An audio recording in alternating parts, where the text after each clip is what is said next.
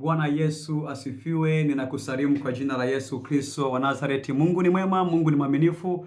Ameendelea kutupa neema na kibali cha kuendelea kuwepo katika siku ya leo. Namshukuru Mungu sana kwa ajili ya neema hii na kwa ajili ya kibali hiki ambacho ametupatia cha kuwepo katika siku ya leo. Pia namshukuru Mungu sana kwa ajili yako wewe ambao umefungua video hii. Lakini kama bado haujasubscribe, tafadhali na kuomba usubscribe chaneli hii mpya ya Moto wa Injili TV ili kwamba uwe mwanafamilia wa chaneli hii ya Moto wa Injili TV. Kama kawaida, kwa majina yangu ninaitwa Mchungaji Jackson Komando. Leo kuna kitu ambacho nataka nije kukizungumzia juu ya hawa wapumbavu ambao wanajiita wachokonozi, juu ya hawa wapumbavu ambao wanajiita wachokonozi. Nasema ni wapumbavu kwa sababu ya neno la Mungu, kwa sababu kwa mujibu wa neno la Mungu, mtu yoyote ambaye asiyokiri uwepo wa Mungu, huyo ni mpumbavu. Kwa mujibu wa neno la Mungu, mtu yoyote asiyokiri uwepo wa Mungu, huyo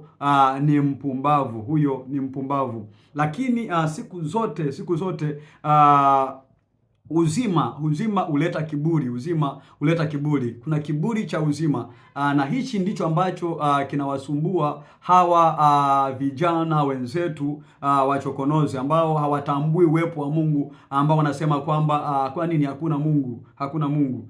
Kama hakuna Mungu, wenyewe wametokea wapi? Ukiwauliza kwamba kama wakisema kwamba hakuna Mungu, wenyewe wametokea wapi?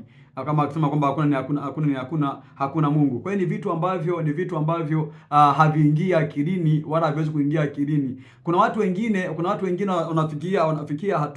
wanafikia hatua pia na kukubaliana nao. Kwa sababu gani? Kwa sababu wanaona wanapita kwenye shida, alafu Mungu hawasaidii, na wenyewe wanaungana nao kwamba hakuna Mungu sababu ya shida ambazo wanazozipitia. Lakini wamesahau kwamba Mungu ni wa kanuni, Mungu wa mbinguni, Mungu wa kanuni. Ipo kanuni ambayo ameiweka ili kwamba umuombe akusaidie.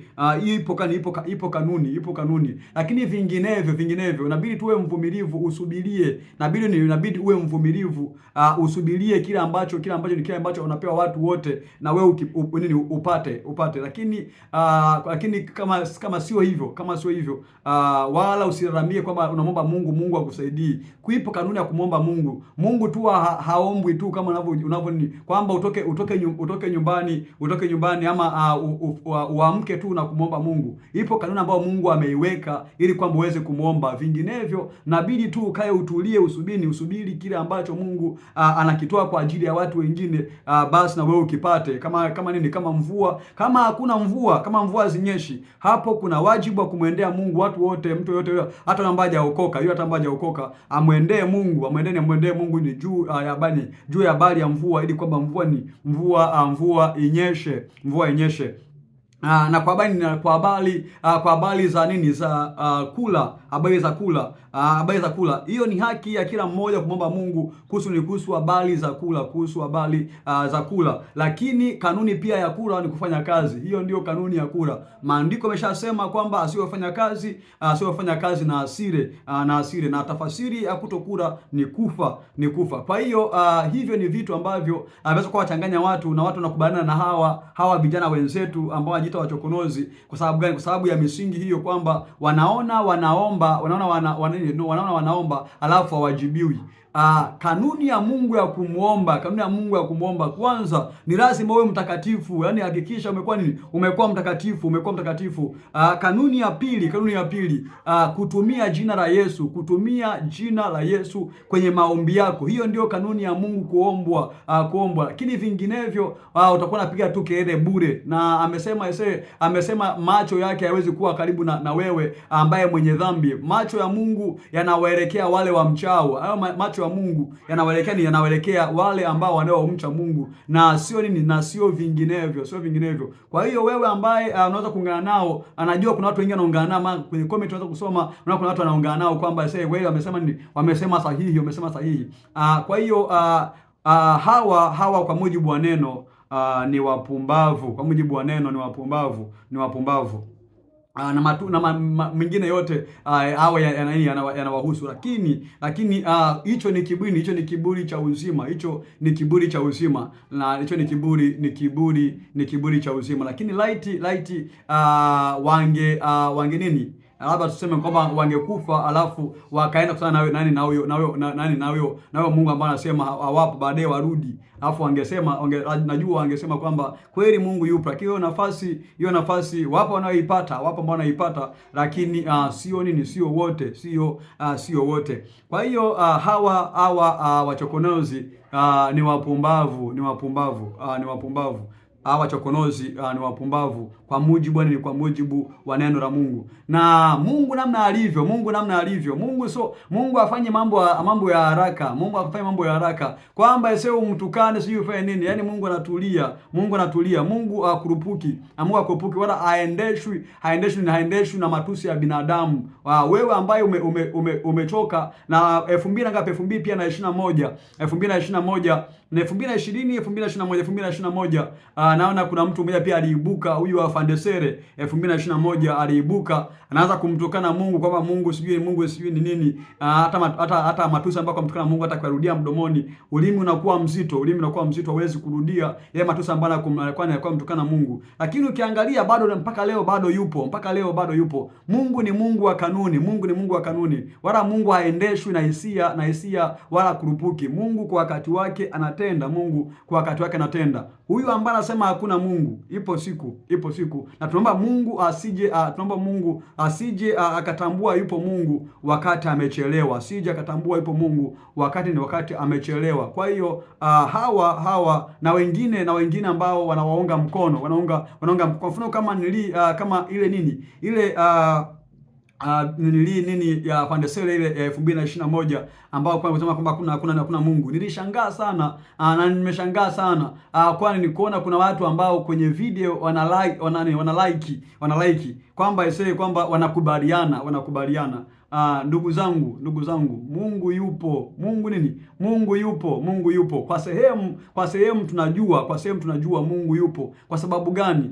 Kuna vitu ambavyo Mungu avitenda kwenye maisha yetu sisi, labda wewe bado hujatenda, lakini kwetu sisi tunaviona anavitenda, anavitenda. Wengine hapa tulikuwa ni wagonjwa, tumeenda hospitali wanasema hakuna ugonjwa, hawaoni ugonjwa, lakini tunakiangalia sisi bado tunatetemeka, yani hautulii, lakini daktari anakuambia lakini hakuna ugonjwa. Huyo Mungu ambaye mnasema hayupo, tulimuona kwenye maisha yetu, anakuja kutuponya bila dawa, bila nini, kwa sababu tulimtegemea, kwa sababu wengine tuamua tuishi kanisani kwa sababu ya hiyo ni hayo magonjwa, tuishi kanisani na Mungu aituponya, alafu aje mpumbavu aseme kwamba hakuna Mungu. Hakuna Mungu kwa wajinga wenzako, hakuna Mungu kwa wajinga wenzako, lakini kwetu sisi yupo Mungu, na tunaomba Mungu msije mkachelewa. Lakini kuna kauli pia ya waziri mkuu, naona kama vile imewarudisha nyuma. Hiyo kauli ya kwamba hakuna Mungu sasa haipo sana kwa hawa wachokonozi. Hii kauli ya kwamba hakuna Mungu haipo kwa hawa wachokonozi, wamepunguza ama wameondoa kabisa kwamba hakuna Mungu, sababu waziri mkuu amesema na sasa miezi miwili iliyopita kwamba akitokea mtu ambaye anasema kwamba hakuna akili uwepo wa Mungu na kukashifu dini, huyo mtu inabidi afungwe miaka 30 jela, Naona kama vile waziri mkuu aliwalenga hawa wachokonozi kwamba hakuna Mungu. Wewe yani sasa umetoka wapi unasema hakuna Mungu? Umetokea wapi wewe mpaka unasema hakuna Mungu? Huo ni ujinga na upumbavu. Na wote ambao wanawaamini na wanaowaamini hawa pia ni wajinga na wapumbavu. Maandiko ameshasema jicho moja haliwezi katoa ile ni chemichemi moja haiwezi katoa maji machungu na matamu, wala mchungwa hawezi kuzaa mlimao. Kwa hiyo wale ni wapumbavu kwa nini ambao wanasema, kwa maana mwingine anasema ukiangalia kama vile ni ukweli, kama vile ni ukweli, lakini hakuna ukweli ndani yake. Wanatengeneza mazingira tu ya watu kuamini, watu waamini. Unaona vitu vingine wanasema nini? Wanasema ni ukweli lakini wanajua kuna sehemu wanaenda kupotosha. Huku mwanzo wanaanza vizuri, ukiwasikiliza wanaanza vizuri kabisa, wanaanza vizuri kukamata hisia na akili za watu, wanaanza vizuri, lakini mwishoni wanakuja kuharibu. Leo nimekuja kuwasema watu hao, Mungu akubariki sana, na ni maombi yangu Mungu aendelee kupigania, Mungu aendelee kuwajibu mahitaji yako, wala usiweze kukubali mambo ya hao wachokonozi ambao wanayoyasema. Na nashukuru kwa sababu watu wengi hawawaamini kuhusu uwepo wa Mungu. Niona kabisa hata vyombo vya habari wanaenda kuwahoji, kweli wamekosa watu wa kuwahoji, mpaka wanawaalika hao ambao wanasema kwamba hakuna Mungu, wanaenda kualika hao. Basi leo niishie hapo. Mungu akubariki sana. Shalom.